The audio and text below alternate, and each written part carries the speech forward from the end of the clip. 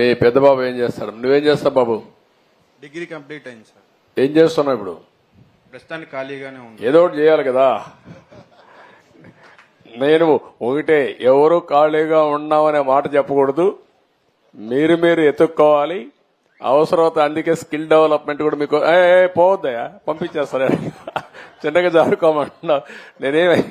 ఆయన ఇది చేయడం లేదు. నేనేమంటున్నానంటే నీ శ్రేయోభిలాషిగా మీ కుటుంబం పెద్దగా చెప్తున్నా, రాష్ట్రమే నా కుటుంబం అనుకుంటున్నా కాబట్టి మీ కుటుంబ పెద్దగా చెప్తున్నా, మీరందరూ కూడా ప్రయోజకులు కావాలి. చాలా అవకాశాలు ఉంటాయి ఇక్కడ. నువ్వు బాగా, ఇప్పుడు తమ్ముడు బాగాలేడు, ఓకే, నేను 6,000 రూపాయలు ఇస్తున్నాను, మీ అమ్మా నాన్న ఉన్నారు. నువ్వు లైఫ్ లో సెటిల్ అయ్యి కనీసం అమ్మా నాన్నను చూసుకునే పరిస్థితిలో ఉండాలి. అది నువ్వు చేయాలి. ఏముందమ్మా మీకు ఆస్తి ఏమైనా ఉందా? మా అత్తగారు మా మామగారు అప్పుడు పేదరికంలో వాళ్ళు కష్టపడి ఉద్యోగం చేసి వర్క్ షాప్ లో సంపాదించినటువంటి పొలము ఒక 55-60 సెంటు పొలం ఉంది సార్ ఇక్కడే. దానినే ల్యాండ్ కూలింగ్ ఇచ్చాము. ఇప్పుడు మేమందరం కష్టపడే పని చేసుకుంటాం. మాకు ఎలక్ట్రికల్ సామాన్ తయారవుతాయి సార్. మేము కంపెనీ ఉంది ఇక్కడే పెనమాకులోనే. మా హస్బెండ్ అదే పని కొనసాగించుకుంటాం. అంటే కంపెనీలో పని చేస్తారా? కంపెనీ ఉందమ్మా? కంపెనీ ఉంది సార్, పని చేసుకుంటానే ఉంటాము. ఏ పని చేస్తారు మా దాంట్లో? ఎలక్ట్రికల్ సామాన్ తయారవుతాయి సార్. కరెంటు బాక్సులు తయారవుతాయి.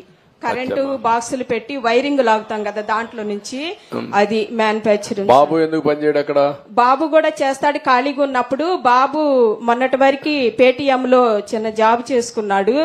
అది కొంచెం ఇబ్బందికరంగా ఉందని మానేశాడు. చూసుకుంటున్నాడు బయట ఇంకొక జాబ్ కూడా.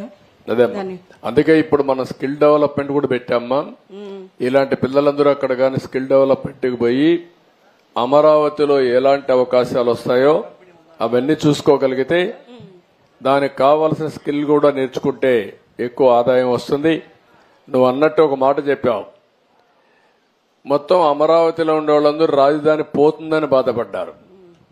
విశాఖపట్నంలో ఉండేవాళ్ళు రాజధాని వస్తుందని బాధపడ్డారు. అందుకే మీరు చూస్తే విశాఖపట్నంలో 95,000 మెజారిటీ భీముల్లో వేశారు.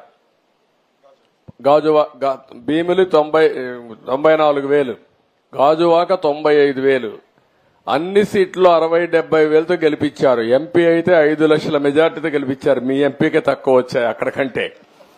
అంటే ఎందుకు చెప్తున్నానంటే అక్కడ వీళ్ళు వస్తే మొత్తం భూ కబ్జాలు చేస్తారు, లా అండ్ ఆర్డర్ మీరు బండి బదులు వాళ్ళకు వస్తాయని వీళ్ళు దూరంగా ఉంటే మంచిది, దుష్టుల దగ్గరకు వస్తే ప్రమాదం వస్తుందనే ఉద్దేశంతో మొత్తం అపోజ్ చేశారు. అయినా కూడా నేను పోతాను అన్నాడు. కానీ వాళ్ళు ఒకటే, నువ్వు వద్దు, నువ్వు ఎక్కడ ఉండడానికి వీల్లేదు, ఇంటికి పంపించాలని శాశ్వతంగా పంపించే పరిస్థితికి వచ్చారు. ఎవ్వరు కూడా అమ్మ గుర్తుపెట్టుకోవాలి, అధికారం ఉందని విర్రవీగితే ఈరోజు నేను పేరు కూడా చెప్పను, అతనికి ఏమైందో అదే అవుతుంది. అందరికీ ఒక ముఖ్యమంత్రికి అర్హత లేదు అనే దానికి ఒక ఉదాహరణ అది.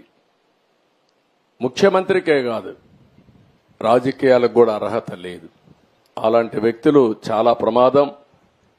అది అందరికి నీమారుగానే నువ్వు ఏడ్చావు, నేను ధైర్యంగా ఉన్నా అంతవరకే.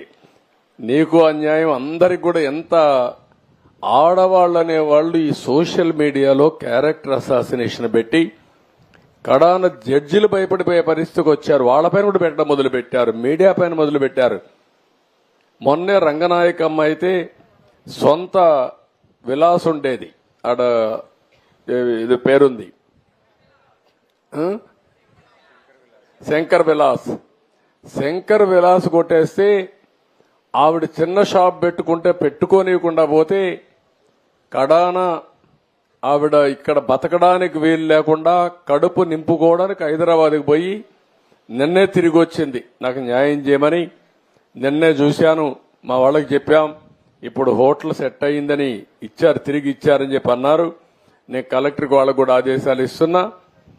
ఎవరైతే పోయిన ప్రభుత్వంలో కావాలని మోసం చేసి కబ్జాలు చేసి నష్టం చేశారో వాళ్ళందరి దగ్గర తిరిగి ఇప్పించాల్సిన బాధ్యత ప్రభుత్వం పైన ఉంది. చేస్తామని చెప్పి కూడా నేను మీకు తెలియజేస్తున్నా. మీ పరిస్థితి అందరిది.